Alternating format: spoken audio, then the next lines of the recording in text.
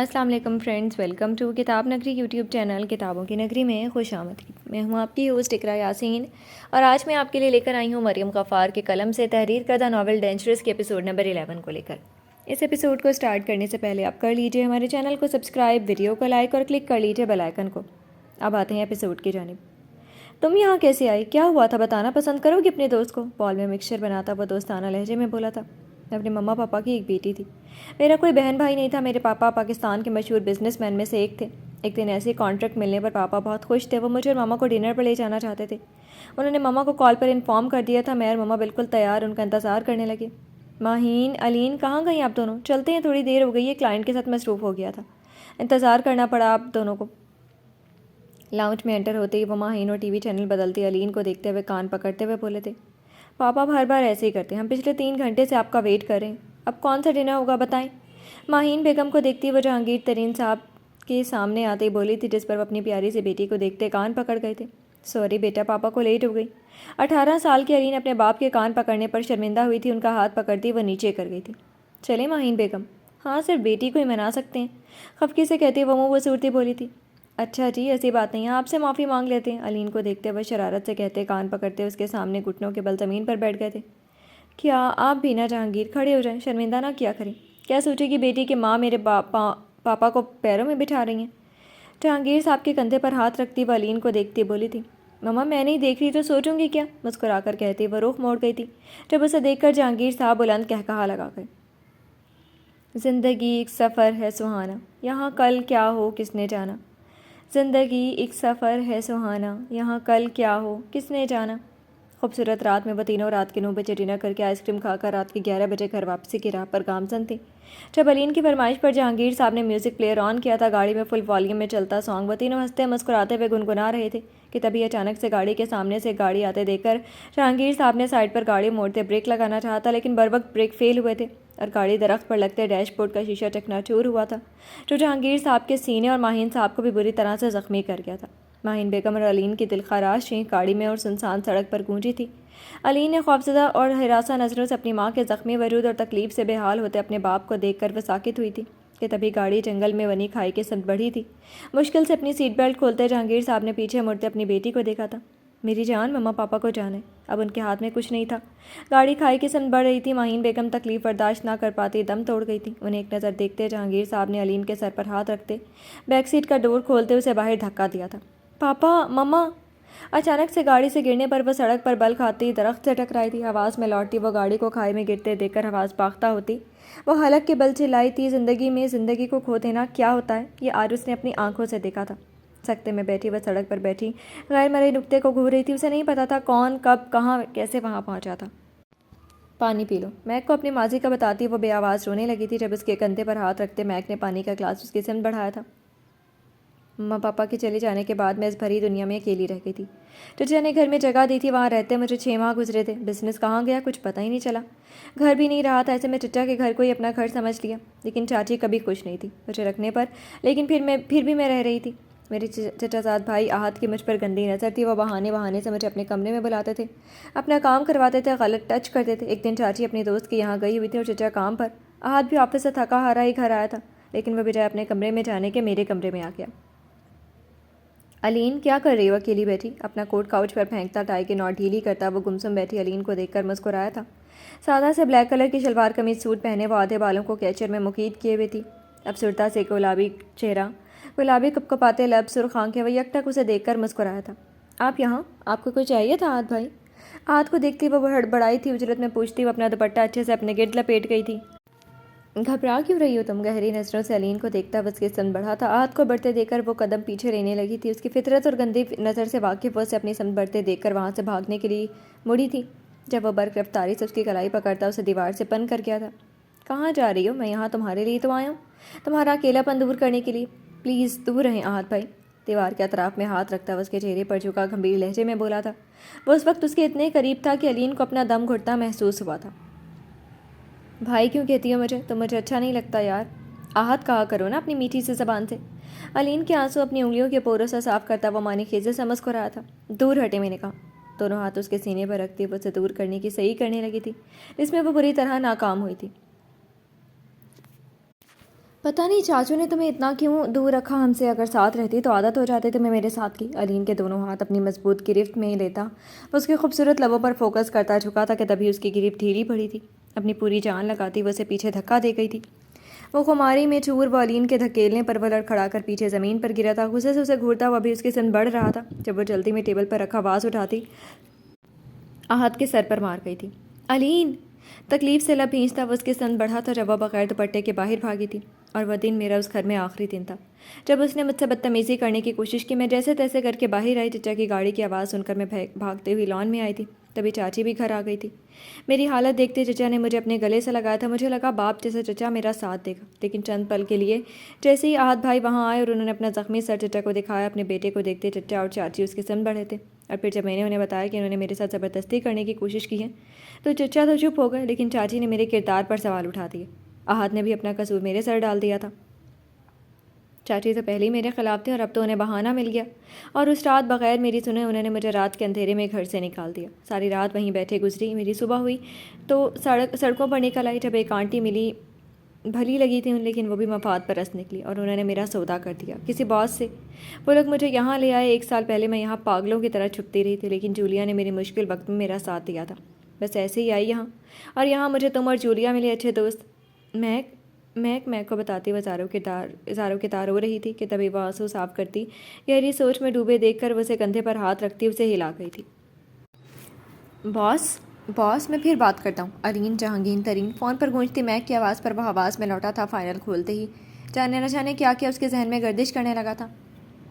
لمبا سا سانس کھینچ کر وہ فائل بند کرتا، زیر لب نام دہراتا، سگار سلگاتا، دھواں فضا میں چھوڑتا، گلاس ونڈو کے سامنے کھڑا ہوا تھا۔ علین کو گارڈن میں گمسم بیٹھے دیکھ کر وہ لب دبا گیا۔ 1 سال بعد وہ اپنی منزل، اپنے مقصد کو پانے میں کامیاب ٹھہرا تھا، لیکن دل عجیب کشمکش کا شکار تھا۔ اسے سمجھ نہیں آ رہا تھا وہ خوش ہو یا پھر نہیں، لیکن اسے تسلی اس بات کی تھی کہ علین نے یہاں رکنے کا فیصلہ کر لیا تھا۔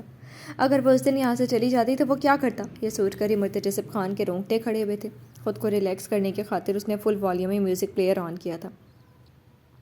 میں دنگ رہ گیا ہوں تیرا حسن دیکھ کر، آنکھوں کی مستیاں تیرے چہرے کو دیکھ کر۔ میں دنگ رہ گیا ہوں تیرا حسن دیکھ کر، آنکھوں کی مستیاں تیرے چہرے کو دیکھ کر۔ یہ چوڑیاں، یہ بالیاں، یہ پیارا سا لباس، اتنا حسین دیکھا نہیں میں نے امتزاج۔ پھر اس پہ سرما دانی سے سرما لگانا ایسے، زخموں پہ میرے دل کے مرہم لگانا جیسے۔ تمہیں کوئی سانگ پسند ہے؟ ہاں ہے تو۔ کون سا؟ لان کی ہری گھاس پر چلتے ہوئے وہ دونوں ایک دوسرے سے ان کی پسند کو جاننے کی کوشش کر رہے تھے جب علین کے پوچھنے پر وہ مسکرایا تھا۔ میں دنگ رہ گیا ہوں تیرا حسن دیکھ کر، آنکھوں کی مستیاں تیرے چہرے کو دیکھ کر۔ میک فل والیوم میں چلتے سانگ کو سنتی وہ میک کو پکارتی دیوانہ وار ہر جگہ ڈھونڈ رہی تھی۔ میں دنگ رہ گیا ہوں تیرا حسن دیکھ کر، آنکھوں کی مستیاں تیرے چہرے کو دیکھ کر۔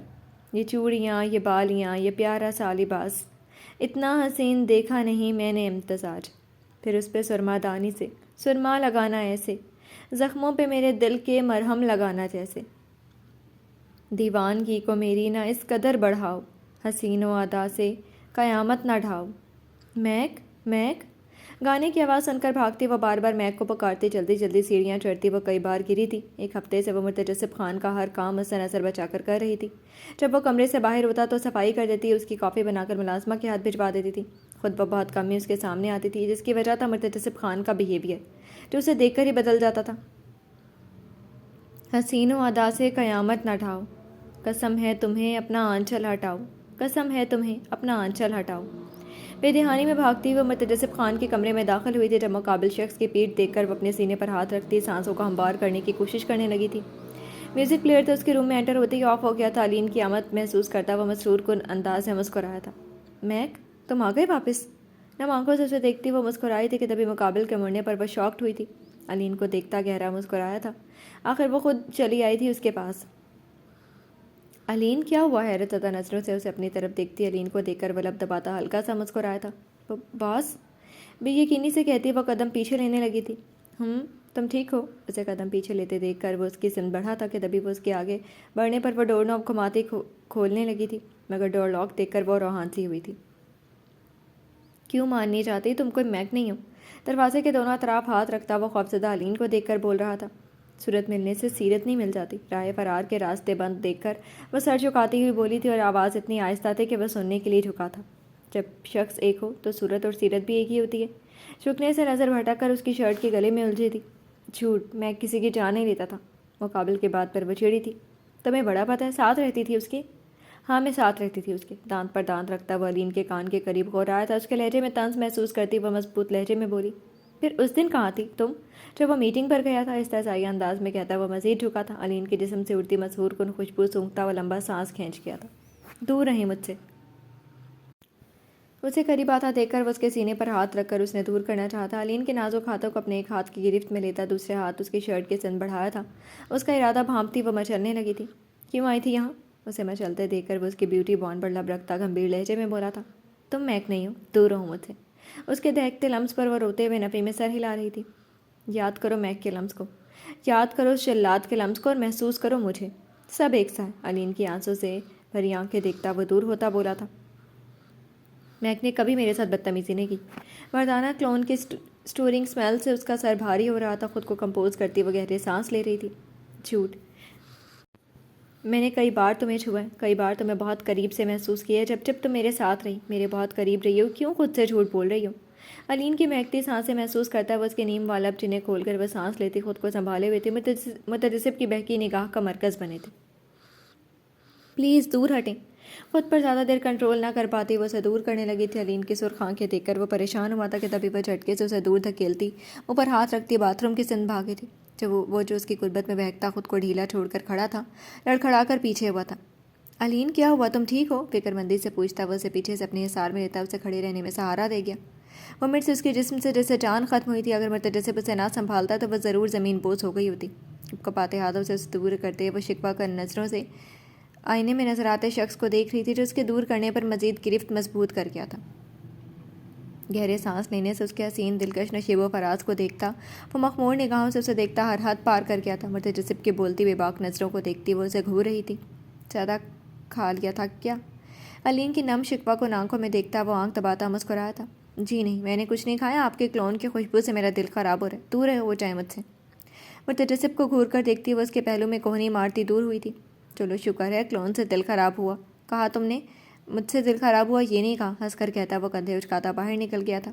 कुलस कर उसे देखती वो अपना मुंह धोकर बाहर निकली थी। आज शाम के खाने में मुझे फ्रेंच फ्राइड खाने हैं, तुम्हारे हाथ के बने। गीले हाथों से मुंह साफ करती वो जैसे ही बाहर आई थी उसकी सिम टॉवल बढ़ाते फरमाइश की गई थी। मुझे नहीं आता बनाना, सिखाया तो था तुम्हें, भूल गई? मुँह की साबियाँ बिगाड़ती वो कहकर जाने लगी थी। टॉवल दूर उछालता वो बरकरफ्तारी से उसकी कलाई पकड़ता उसे रोकता हैरानगी से बोला, मैक आ गया यकीन? मुतजसिब के लहजे में मैक जैसी नरमी देख शरारत देखकर वो उसे देखती मबहूत हुई थी। यकटक उसे देखते वो मुतजसिब के जज्बात को हवा दे गई थी। झटके से खुद के करीब करता वो उसके रुखसार पर लब रखता मुस्कुराया था। दूर रहे मुझसे। ओ, फिर दिल ख़राब हो रहा है। उसकी नाक से नाक रगड़ता वो मुस्कुराकर थोड़ा सा दूर हुआ था। मेरे करीब आने से अब तुम्हारा दिल कभी ख़राब नहीं होगा, कभी भी नहीं। अलीन को गहरे सांस भरते देखकर वो गुस्से से ड्रेसिंग टेबल पर रखी क्लोन की बोतल को दीवार पर मारकर चकनाचूर कर गया। ये क्लोन उसका पसंदीदा क्लोन में से एक था जिसे आज उसने खुद अपने हाथों से तोड़ दिया था। पल भर में कमरे में स्टोरिंग स्मेल फैली थी। तुम जाओ, मैं चेंज करके आता हूँ। हवनक बनी अलीन को खुशबू से नाक पर हाथ रखते देखकर वो उसे जाने का कहता खुद ड्रेसिंग रूम की सन बढ़ाता जल्दी से मुँह पर हाथ रखती वो बाहर भागी थी। जी तो फ्रेंड्स, कैसी लगी आपको आज के एपिसोड? कमेंट सेक्शन में ज़रूर बताइएगा। फिर हाजिर होंगे नॉवल के नेक्स्ट एपिसोड के साथ। तब तक के लिए इजाज़त दीजिए। शुक्रिया। अल्लाह हाफिज़।